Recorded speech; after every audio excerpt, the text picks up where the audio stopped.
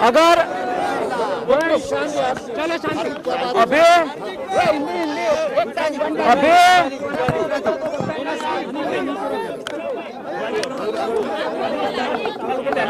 अभी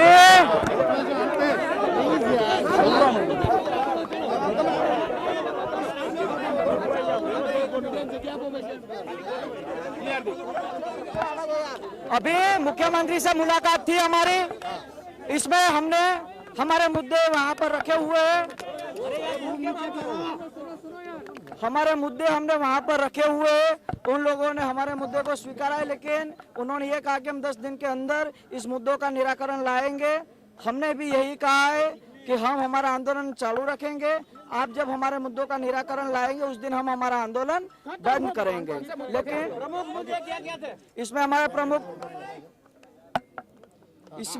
प्रमुख मुद्दे जो थे वो मैं एक एक आपको बोल रहा हूँ, तो प्लीज आप बीच में ना बोलिए और सुनिए। आप पहला मुद्दा हमारा था जीएमडीसी ग्राउंड पर है पुलिस अधिकारियों को सस्पेंड किया जाना चाहिए। जहां पर हमारे पाटीदार युवा की हत्या की गई है वहां के पीआई, पीएसआई, एएसआई और कांस्टेबल को 302 के तहत उस पर मुकदमा चलना चाहिए और उनको सस्पेंड किया जाना चाहिए। हमारा तीसरा मुद्दा इस गोलीबारी और लाठीचार्ज के पीछे किसका हाथ है उसको डिक्लेयर किया जाना चाहिए। हमारा चौथा मुद्दा है कि हमारे बच्चे, हमारे पाटीदार युवा को 307 के तहत जो जेल में डाला गया है, जो रायोटिंग का मुकदमा उन पर था और एक एक बच्चे को उठाकर घर में से उठाकर उसको जेल में डाला गया है, तो वो 307 के तहत जो मुकदमा उन पर चलाया जा रहा है वो बिल्कुल गलत है। तो उस मुकदमा को कैंसिल किया जाना चाहिए और उन युवाओं को रिहा किया जाना चाहिए और अब नए युवाओं की धरपकड़ नहीं होनी चाहिए, अरेस्ट नहीं होने चाहिए। हमारा पांचवा मुद्दा था कि जो हमारे युवा इजाग्रस्त हुए उनकी पूरी डॉक्टरी फीस या जो खर्चा होता है वो गवर्नमेंट अपने सील लेगी और गवर्नमेंट उसको हॉस्पिटल में देगी। इस मुद्दे पर गवर्नमेंट ने हाँ कही है कि जो इजाग्रस्त थे पाटीदार युवा उसका टोटली खर्चा गवर्नमेंट उठाएगी। हमारा एक और मुद्दा था कि जो हमारे अस्पताल में बच्चे जो ट्रीटमेंट करा रहे थे उसमें कुछ डॉक्टर ने गलत सर्टिफिकेट पुलिस को दिए हैं, तो उस सर्टिफिकेट जो गलत दिया डॉक्टर ने उस पर कार्यवाही होनी चाहिए। हमने जिस प्रकार बात कही थी कि हमारी जो पहली मुख्यत्व बातें है वो सिर्फ पुलिस दमन पर है और सभी मुद्दे पर सरकार ने यही कहा है कि ये पूरी की पूरी जो कार्यक्रम, जो कार्यविधि है वो पूरी हाईकोर्ट के जरिए हो रही है। मतलब हमने जो हमारे मुद्दे रखे गए हैं वो मुद्दे को गवर्नमेंट ने एक्सेप्ट तो कर लिया है, लेकिन कब उस मुद्दों पर वो चर्चा करेंगे वो अभी तक हमें बात नहीं कही गई। हमारे जो आंदोलन के जो कार्यक्रम है वो वहीं पर जो जिस तारीख को होने वाले थे वहीं पर है, लेकिन दांडी यात्रा जो होने वाली थी उस पर हम एकता यात्रा निकालेंगे, वो 19 तारीख को शनिवार को होगी।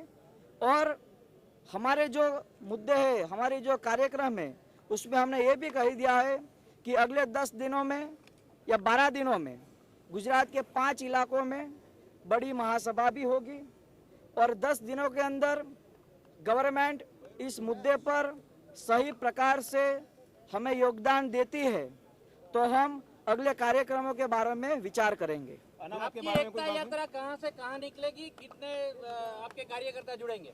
हमने पहले भी कहा है कि गांधी के मार्गों पर जो भी यात्रा निकलती है वो अहिंसक निकलती है, गांधी के मार्गों पर ही निकलती है। हम 78 लोग 78 पीपल्स वहां से निकलेंगे दांडी के मार्ग पर एकता यात्रा के जरिए। और अभी दूसरी बार बोल रहा हूँ आपको कि अभी हमने जो मुलाकात की है सिर्फ पुलिस के अत्याचारों पर ही की है। अगर इन पुलिस के अत्याचारों पर जो भी कोई निर्णय गवर्नमेंट करेगी उसके बाद हम सही तौर से गवर्नमेंट के सामने आरक्षण के मुद्दे पर चर्चा करेंगे। आर्थिक पैकेज की कोई बात करी खड़ी सरकार जी? आर्थिक पैकेज नहीं ना, ये तो सरकार ने किसी भी प्रकार के आर्थिक पैकेज की हमसे कोई बात नहीं की। अगर वो कोई आर्थिक पैकेज जाहिर कर सकते हैं और पूरे समाज और जो भी लोगों को अच्छा लगेगा तो सब लोग उसे स्वीकार करें। कितने लोग बैठक में थे सरकार की? अच्छा, गुजरात के माननीय मुख्यमंत्री श्री आनंदीबेन पटेल, हेल्थ मिनिस्टर नितिन भाई पटेल, भूपेंद्र सिंह चुडासमा जी, सौरभ भाई पटेल, मनसुख भाई मांडविया और आरसी फलदू साहब से वहाँ पर बैठे थे और कोई वहाँ के उनके अग्र सचिव भी बैठे हुए थे। इन मुद्दे पर हमने चर्चा की है। हमारी ओर से हमने जो बात कही थी, हम पूरे आपके मीडिया के जरिए पूरे गुजरात के पाटीदार समाज को बताया। हमने जो बात कही थी, आपको कमिटमेंट दिया था कि 144 कन्वीनर के साथ ही हम मुलाकात करेंगे, लेकिन ये 144 कन्वीनरों ने सहमति से, ये 15 लोग अंदर गए थे, उन लोगों ने कहा था कि आप जाइए, आप जो निर्णय लेंगे वो 144 कन्वीनरों को मंजूर है। लेकिन हमने उनसे भी कहा था कि हम समाज से के साथ अत्याचार नहीं होने देंगे और उन पर हम पूरी तरह से जांच करेंगे।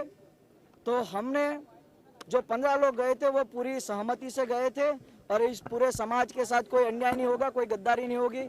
वो जो कहेंगे उसके साथ हम सहमत है, जो समाज कहेगा उसी के साथ हम आंदोलन चलाएंगे।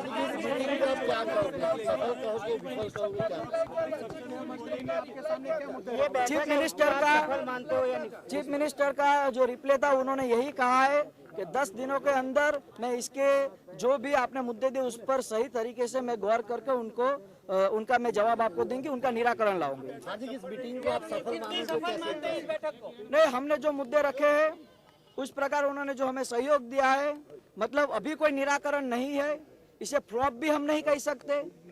हमें ये इस मीटिंग को इतना ही कह सकते कि ये मीटिंग के जो मुद्दे थे वो हमने गवर्नमेंट तक रखे। गवर्नमेंट का कोई निराकरण अभी नहीं आया, जब आएगा 10 दिनों में ये कहा है।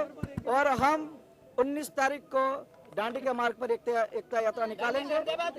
हाँ, वही पहले आप 2 लोग मिलने वाले थे, बाद में आपने शायद 44 लोग मिलेंगे। फाइनली वही हुआ कि आप 2 लोग मिले और बाकी 15 जो आपके। वो मैं कहता हूँ ऐसा नहीं होता ना मैडम जी, 144 कन्वीनर कहते हैं वो होता है। मंजूरी मिली है, कोई आश्वासन दिया है मंजूरी? हमने गवर्नमेंट से यही कहा है कि हम आपको कॉर्पोरेट करते हैं 10 दिनों के लिए, अगर आप हमें इस दांडी मार्ग पर जो यात्रा निकाल उसकी मंजूरी दीजिए। उन्होंने कहा कि हम मंजूरी नहीं दे सकते, तो मतलब हम 19 तारीख को यात्रा निकाल सकते हैं। अनामत के बारे में आपने कुछ बोला भी नहीं है या आपने पूछा भी नहीं है? ना, उन लोगों ने पूछा है अनामत के आरक्षण के बारे में, उन्होंने बहुत कुछ पूछा, लेकिन हमने जो डिसीजन जो हमारे 144 कन्वीनर के साथ करके गए थे उससे हम आगे नहीं जा सकते, इसलिए सिर्फ पुलिस अत्याचार पर ही हम बात करेंगे, ऐसा कहा था। आप कितने लोग हैं? मैं यही कह रहा हूँ कि हमने मुद्दे रखे हैं, निराकरण कोई नहीं आया, इसलिए ना फ्लॉप कह सकते ना सक्सेस कह सकते। आप कितने लोग गए थे अंदर? 15 लोग गए थे और इसमें 15 लोग जो गए थे उसमें से 15 के 15 जिले के कन्वीनर थे और उसी के जरिए जो तालुका कन्वीनरों ने सहयोग दिया था उसके जरिए हम गए थे। धन्यवाद।